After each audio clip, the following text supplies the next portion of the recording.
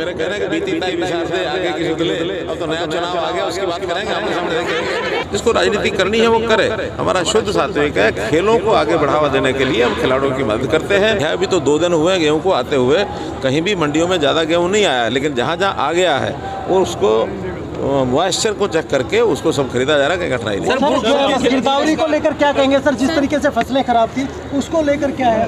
गिरदावरी के लिए स्पेशल गिरदावरी के आदेश दिए थे, बाद में फिर उसके बाद भी वर्षा हो गई और बहुत सी फसल का नुकसान हुआ है, कुछ फसल बिछ भी गई है। मैं स्वयं भी खेतों में जा करके उसका निरीक्षण करके आया हूँ, लेकिन गिरदावरी के लिए स्पेशल हमने अरेंजमेंट भी किए हैं ताकि अब समय बहुत कम बचा है, तो जिनकी फसल ख़राब हुई है वहाँ स्पेशल कुछ कंप्यूटर ट्रेंड ऐसे गांव के ही बच्चों को हायर करके और एक 500-500 का एकड़ का एक एरिया बना करके अगले 2 दिन में जहां कहीं गिरदावरी की कमी रह गई है या जहां उसका रजिस्ट्रेशन क्षतिपूर्ति में नहीं हुआ है, वहां तहसीलदारों को हमने ऑथराइज़ किया है कि जल्दी से जल्दी 2 दिन में 3 दिन में उसकी रजिस्ट्रेशन करा लें।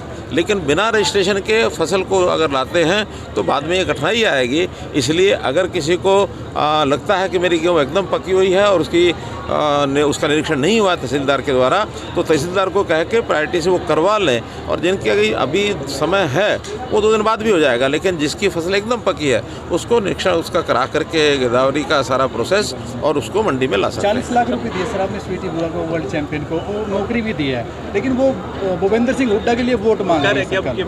हुड्डा सरकार। देखिए, लोकतंत्र है और हमने 40 लाख उसको दिए हैं तो एक खिलाड़ी के नाते, एक मेडलिस्ट के नाते दिए हैं। वो कोई राजनीतिक कार्यक्रम नहीं होता कि हम पैसे देते हैं उसके पीछे हम राजनीति करेंगे। जिसको राजनीति करनी है वो करे। हमारा शुद्ध सात्विक है, खेलों को आगे बढ़ावा देने के लिए हम खिलाड़ियों की मदद करते हैं और जो खिलाड़ी आएगा वो किसी भी विचार का होगा। ऐसा नहीं है कि कांग्रेस का खिलाड़ी आएगा उसकी मदद नहीं होगी और बीजेपी वाले की होगी, सबकी मदद होगी। उसके बाद उनका अपना मत है, जहाँ जाए वो जाए। सर एक लास्ट क्वेश्चन है, पूर्व मुख्यमंत्री भूपेंद्र सिंह हुड्डा पानीपत में थे, उन्होंने कहा जो 75 का नारा दिया था मतलब का गठबंधन था और इस बार ये मतलब फेलियर सरकार है, उस पर क्या कहना है? मेरा कहना है कि बीती तय विचार दे आगे की सुधले। अब तो नया चुनाव आ गया, उसकी बात करेंगे, आमने सामने देखेंगे। अभी हमें पता लगा कि हमारे जो दिव्यांगजनों के कुछ उनकी शिक्षा के लिए विद्यालय रेड क्रॉस चलाता है। 15 ऐसे विद्यालय हैं हरियाणा में, वहाँ उनको कुछ कठिनाई महसूस हुई, समाज से योगदान लेकर के करते थे। हमने कहा ये सारी व्यवस्था सरकार करेगी। 15 के 15 विद्यालयों का सारा खर्च अब वो हरियाणा सरकार वहन करेगी, कहीं उसमें कठिनाई नहीं है। अभी भी जो कृत्रिम अंगदान सरकार के द्वारा दिए गए हैं उसमें अभी तक पिछले 8 सालों में 8 करोड़ रुपया लगाया है हमने, और ऐसे ही जो बाकी संस्थान एनजीओ वगैरह उनको भी 44 करोड़ रुपया पिछले 8 सालों में हमने दिया है, और इस बार तो उसका और भी बजट हमने बढ़ाया है। ये भारतीय विकास परिषद और जैन समाज जब मिल करके काम करेंगे तो साधनों की आवश्यकता जैन समाज को नहीं करेगा, और काम करने के लिए जो कुछ योजना बनानी होगी भारतीय विकास परिषद बनाएगा। जमीन हम देंगे, सब मिल करके सामाजिक कल्याण ये हमारा सबका काम है। क्योंकि देखिए, हम सब हमारी जो पृष्ठभूमि है, ऐतिहासिक पृष्ठभूमि वो यही है कि हम सारे समाज को परिवार मानते हैं। अयम निजा प्रो वेति गणना लघु चेतसा, ये मेरा है, ये तेरा है, ये छोटे मन के लोग विचार करते हैं।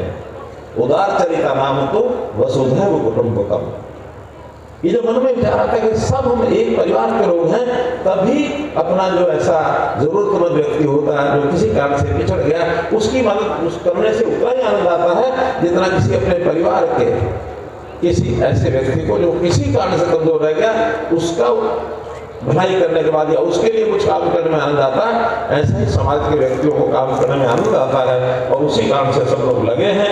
तो मैं तो यही कहूँगा कि सदियों से समाज सेवा का जो काम कर रहे हैं हमारे जैन समाज के लोग, भगवान आदिनाथ से लेकर के भगवान महावीर जी तक लगातार यही प्रेरणा सारे समाज को दे रहे हैं। और समाज में अग्रसर होने वाले लोग अब इस प्रेरणा से केवल जैन समाज के आगे लोग लगते हैं ऐसा नहीं है।